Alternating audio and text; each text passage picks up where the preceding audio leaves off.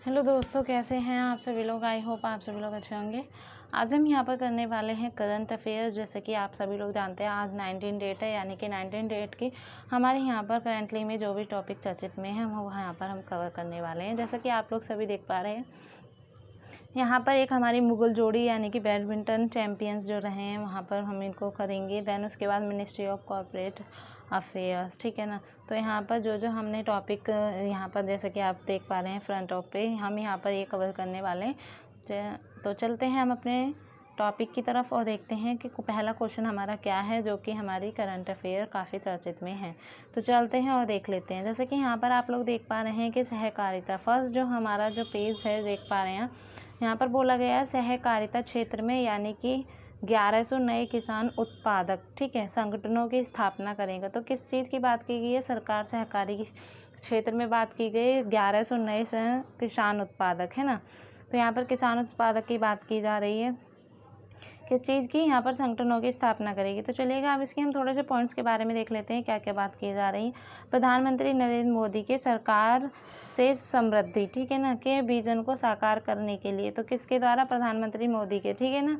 तो यहाँ पर सहकार से समृद्धि यानी कि विजन को साकार करने के लिए सरकारी क्षेत्र में 1100 नए उत्पादक संगठनों यानी कि FPO के गठन का निर्णय लिया गया है। किसके द्वारा लिए गए हैं? तो यहाँ पर देख पा रहे हैं आप, ठीक है। काफ़ी इंपॉर्टेंट पॉइंट है, इससे क्वेश्चन बनेगा 101%, ठीक है। अब यहाँ पर बात करें कि हम नेक्स्ट पॉइंट की AFPO योजना के तहत यहाँ पर देखिएगा 33 लाख रुपए की वित्तीय सहायता प्रदान की जाती है। इसके अलावा अगर हम बात करें क्लस्टर आधारित व्यापारिक, ठीक है, संगठनों के प्रति APF को 25 लाख रुपए की वित्तीय सहायता प्रदान की जाती है।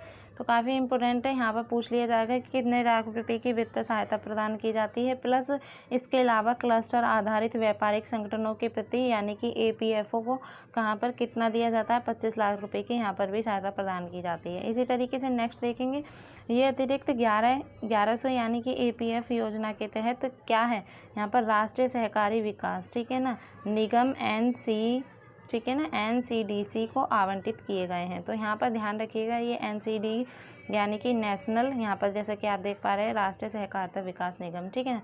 तो इस चीज़ को ध्यान रखिएगा, फुल फॉर्म भी पूछ ली जाती है, काफ़ी टाइम हम लोगों को पता नहीं होता है। तो NC, ठीक है, DC की यहाँ पर फुल फॉर्म हमारी ये हो जाएगी। वहीं पर अब हम नेक्स्ट पॉइंट की बात करते हैं, तो एक पहल किसान को आवश्यक बाजार संपर्क यानी कि प्रदान करके उनकी उपज के लिए लाभकारी मूल्य सुनिश्चित करेगी, ठीक है। अब इसी तरीके से देखेंगे हम नेक्स्ट, काफ़ी इंपॉर्टेंट है, इसको नोट कर लीजिएगा, ठीक है। अब चलते हैं हम नेक्स्ट और देखते हैं नेक्स्ट में क्या क्या बताया गया है। तो यहाँ पर मैं इसको दूसरी स्लाइड पर चलते हैं और देख लेते हैं वहाँ पर क्या बात की जा रही है। तो चलिएगा, ठीक है। यहीं पर अगर हम नेक्स्ट बात कर लेते हो, तो एक भारतीय श्रेष्ठ भारत को बढ़ावा देने के लिए सभी राज्य अन्य राज्यों के राज्य दिवस मनाएंगे। तो जैसा कि ये काफ़ी इम्पोर्टेंट है, राज्य दिवस की बात की जा रही है यहाँ पर। तो सरकार ने ही फैसला लिया है, यानी कि सरकार के द्वारा इसमें फैसला लिया गया है कि अब सभी राज्य यानी कि जो सभी राज्य हैं वो अपने अपने देश का ना बुलाकर बल्कि दूसरे राज्यों का भी स्थापना दिवस मनाएंगे। वहीं पर बात की गई है यहाँ पर सभी राज्यों का स्थापना दिवस अब देश के सभी राजभवनों में मनाया जाएगा, ठीक है ना। गुजरात और महाराष्ट्र 1 मई 2023 को, यहाँ पर 1 मई की बात की जा रही है, को अपना स्थापना दिवस मना रहे हैं। तो कौन कौन? गुजरात और महाराष्ट्र की बात की गई है। तो उन्होंने 1 मई 2023 को अपना राष्ट्रीय दिवस मनाया था, ठीक है ना। राज्य और केंद्र शासित प्रदेश अपने राज्य भवनों के गुजरात महाराष्ट्र का राष्ट्रीय दिवस मना रहे हैं।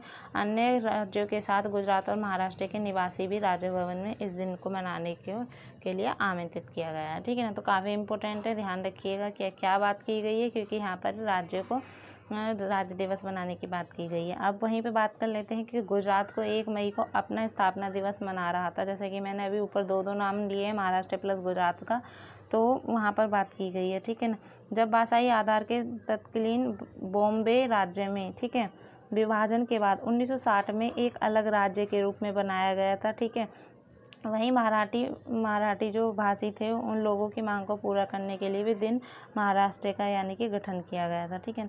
महाराष्ट्र दिवस भी जिसे आमतौर पर महाराष्ट्र दिवस के रूप में मनाया जाता है, ठीक है ना। वहीं पर राजकीय अवकाश था। अगर हम पहले की बात करें, यहाँ पर भारतीय राज्य महाराष्ट्र में एक राजकीय अवकाश था, जो कि 1 मई 1960 को बॉम्बे राज्य के विभाजन में भारत में महाराष्ट्र यानी कि राज्य के गठन की याद दिलाता है। काफ़ी अच्छा है, यहाँ से काफ़ी क्वेश्चन इससे बन सकते हैं, ध्यान रखिएगा, क्योंकि गुजरात और महाराष्ट्र दोनों की बात की गई है। ठीक है, कहाँ पर? राज्य भवन की बात की जा रही है। तो बस ये छोटे छोटे से पॉइंट्स आप लोगों को ध्यान रखना है और कुछ भी नहीं, उसी से हमारे क्वेश्चन बनते हैं। ध्यान रखिएगा, हेडिंग से भी क्वेश्चन बना दिए जाते हैं, ये मत सोचिएगा कि पॉइंट्स होते हैं उन्हीं से ही होता है। जैसे कि हमारा मल्टीपल क्वेश्चन होता है, मल्टीपल चॉइस क्वेश्चन होता है, एक चीज़ ध्यान रखिएगा। तो मल्टीपल चॉइस क्वेश्चन से ही भी क्वेश्चन बनाया जा सकता है, प्लस जो हमारे ऑप्शन दिए रहते हैं तो उनको एलिमिनेट इसलिए करके ऐसा दिया जाता है ताकि बच्चे कंफ्यूज हो, उनसे भी क्वेश्चन बनाया जा सकता है। तो यहाँ पर बस वही चीज़ ध्यान रखने योग्य बातें हैं। आप लोग जितने डीपली से पढ़ोगे डिटेल में, आप लोगों के लिए उतना ही बेटर रहेगा। तो यहाँ पर मैं आपको जो टॉपिक लेके आई हूँ वो टॉपिक वाइज, उसमें पॉइंट्स बाय पॉइंट्स मैंने आपको यहाँ पर डिटेल में बताने की कोशिश कर रही हूँ। प्लस अगर आप लोग इसी सीरीज़ की टेस्ट सीरीज़ देना चाहते हैं तो जैसे कि मैंने आपको बताया, हमारे एक वन एग्ज़ाम के नाम से चैनल है, आप वहाँ पर जाइएगा। वहाँ पर आप ढेर सारी टेस्ट सीरीज़ यानी कि वहाँ पर MCQ क्वेश्चन की इस तरीके की आपको सीरीज़ मिल जाएगी, क्लास मिल जाएगी। और अगर आप टेस्ट देना चाहते हैं तो वन एग्ज़ाम के नाम से आप उसको ऐप को डाउनलोड कीजिएगा, वहाँ पर डेली करंट अफेयर दीजिएगा। टॉपिक वाइज किसी से भी टेस्ट देना चाहते हैं तो उससे भी रिलेटेड आप वहाँ पर टेस्ट दे सकते हैं। ठीक है फ्रेंड्स, तो चलते हैं हम अपने आगे और देखते हैं यहाँ पर। अभी यहाँ पर बात करें जो इसका मेन उद्देश्य है भारत, और यानी कि यहाँ पर भारत में मेन उद्देश्य की बात की गई है। तो यहाँ पर देखिएगा, भाषण और समारोह महाराष्ट्र के निर्माण के उपलक्ष्य में मनाया जाता है ना। तो यहाँ पर ऐसी बात है जैसे कि परेड होती है या किस तरीके का कुछ ओकेशन के में यहाँ पर क्या है, इसका मेन उपलक्ष्य है, यानी कि इसको उस टाइम पे मनाया जाता है। ठीक है, तो चलते हैं अब हम इसी तरीके से नेक्स्ट और देखते हैं नेक्स्ट में क्या क्या बातें की गई हैं। सेशन कैसा लग रहा हो ज़रूर बताइएगा कमेंट करके, और अगर चैनल पर पहली बार जुड़े हैं तो चैनल को सब्सक्राइब कर दीजिएगा ताकि आपको इस तरीके की नोटिफिकेशन मिलती रहे। चलते हैं नेक्स्ट, फ्रेंड के साथ शेयर कीजिएगा फ्रेंड्स। ठीक है, तो चलिए बढ़ते हैं नेक्स्ट क्वेश्चन की तरफ और देखते हैं नेक्स्ट में क्या क्या बातें की जा रही हैं। अगर हम यहाँ पर देखिएगा नेक्स्ट की बात करें तो डॉक्टर मनोज की, जैसे कि आप लोग इमेज देख पा रहे हैं, ये हमारे डॉक्टर मनोज सोनी हैं। इन्होंने संघ लोक सेवा आयोग यानी कि UPSC के अध्यक्ष के रूप में शपथ ली है। इससे 101% क्वेश्चन बनेगा। जो स्टूडेंट UPSC की तैयारी कर रहे हैं उनके लिए तो काफ़ी ही बेहद महत्वपूर्ण है। अभी ये मत सोचिएगा जो UPSC की कर रहे हैं उन्हीं के लिए, नो।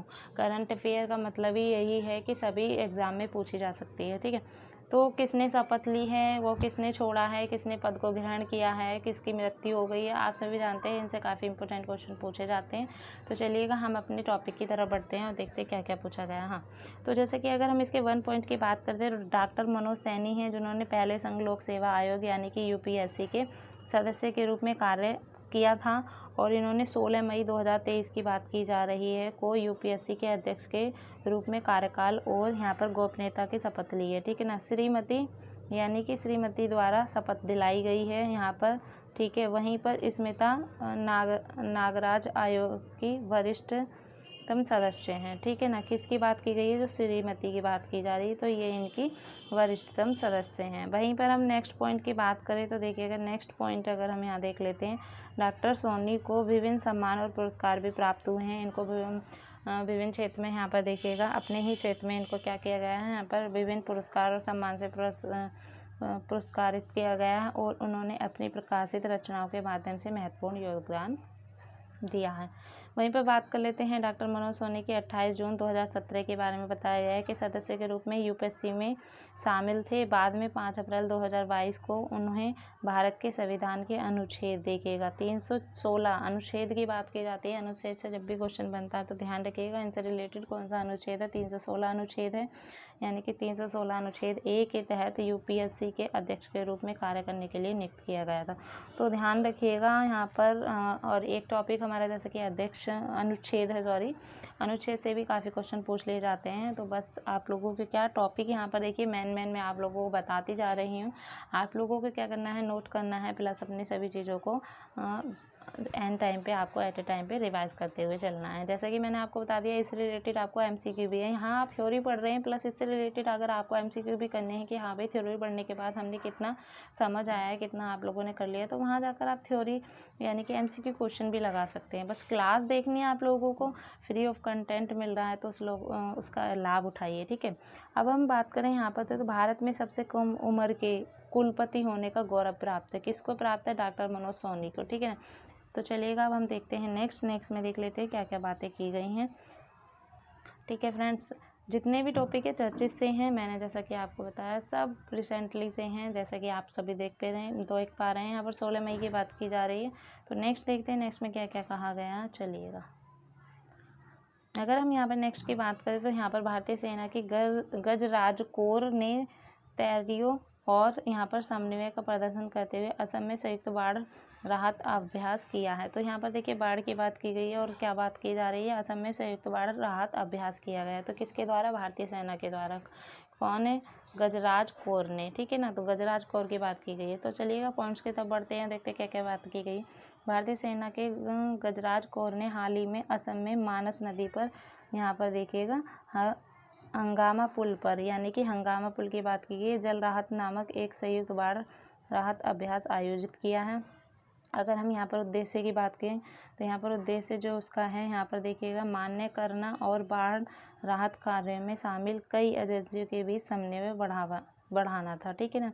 यहाँ पर अब हम नेक्स्ट पॉइंट की बात कर लेते हैं। जल राहत अभ्यास को उच्च स्तरीय ध्यान और समर्थन मिला है क्योंकि सेना, नागरिक, केंद्रीय सशस्त्र बल यानी कि पुलिस, CAPF और यहाँ पर वही बात कर लेते हैं हम बोइंगाव की, ठीक है ना, चिराग के DC कार्यकाल और SBC के वरिष्ठ गणमान्य व्यक्ति इस कार्यक्रम को देखने के लिए उपस्थित है। तो बता रहे हैं किस किस चीज़ को यहाँ पर उपस्थित किया और यहाँ पर क्या है जो मेन इसका उद्देश्य है, बाढ़ राहत अभ्यास यहाँ पर किया गया है, ठीक है ना। तो ये था हमारा। नेक्स्ट देख लेते हैं जो कि हमारा आज का लास्ट रहेगा, जो कि हमारा आज का लास्ट टॉपिक है। ये थे हमारे काफ़ी इंपॉर्टेंट, देखिएगा खेल से संबंधित हमेशा क्वेश्चन पूछे जाते हैं, 1 से 2 क्वेश्चन। तो यहाँ पर वही हमारा खेल से संबंधित क्वेश्चन है।